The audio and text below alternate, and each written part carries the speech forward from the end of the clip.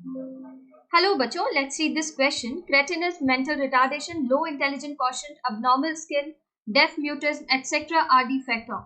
यहाँ पर दिया है hyperthyroidism, goiter, hypothyroidism, both 2 and 3. तो सबसे पहले हम बात करेंगे यहाँ पर थायराइड ग्लैंड की. थायराइड ग्लैंड आप जानते हैं ये लार्जेस्ट एंडोक्राइन ग्लैंड है. Okay, on ventral side of trachea ये आपको मिलेगा. बाइलॉब ग्लैंड होता है कनेक्टेड बाय ट्रांसवर्स कनेक्शन, जिसको आप इस्थमस कह देते हैं. कुछ जगह पे आपको एच शेप ग्लैंड लिखा मिल जाएगा, कुछ कहेंगे बटरफ्लाई शेप ग्लैंड है, एनक्लोज्ड इन अ फाइब्रस कैप्सूल. ओके, यहाँ पर आपको डिफरेंट सेल्स मिलते हैं. एसिनार सेल मिलेंगे, पैराफॉलिकुलर सेल मिलेंगे. जो एसिनार सेल होते हैं ना, एसिनार सेल्स वो क्या कर रहे हैं थायराइड ग्लैंड के फॉलिकुलर एपिथेलियम में, वो थायरॉक्सिन बना रहे हैं.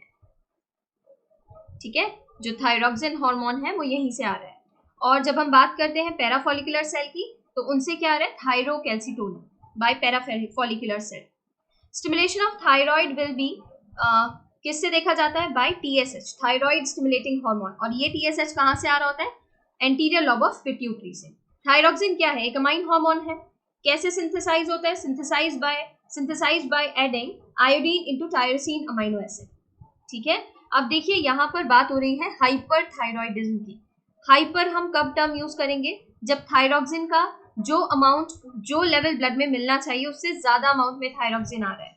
ठीक है, हाइपो कब बोलेंगे? जितना थायरॉक्सिन आपके ब्लड में होना चाहिए नॉर्मली उतना नहीं है, उससे बहुत कम है, तब आप क्या कहेंगे? हाइपोथायरॉयडिज्म. ठीक है, अब आप देखते हैं जब डेफिशिएंसी हो जाती है ना आयोडीन की, आयोडीन डेफिशिएंसी हो गई है, तो उस वक्त आप क्या देखेंगे? आप डाइट में नहीं ले पा रहे हैं प्रॉपर जितना अमाउंट आयोडीन का जाना चाहिए, तो आप क्या देखेंगे? यहाँ पर हाइपोथायरॉयडिज्म कंडीशन बनेगी. हाइपोथायरॉयडिज्म.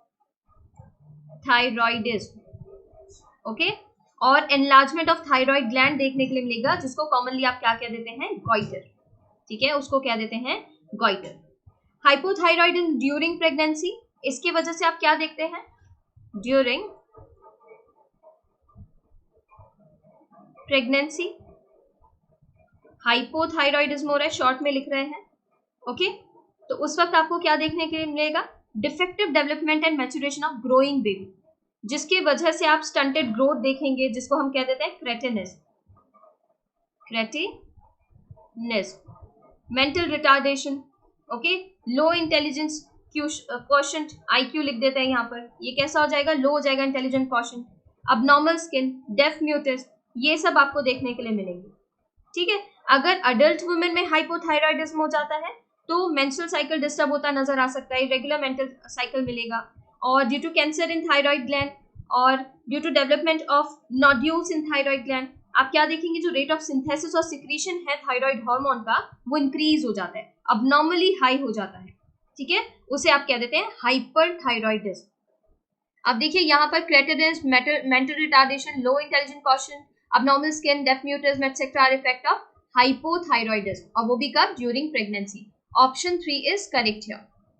goiter ये incorrect हो जाएगा और hyperthyroidism भी incorrect हो जाएगा.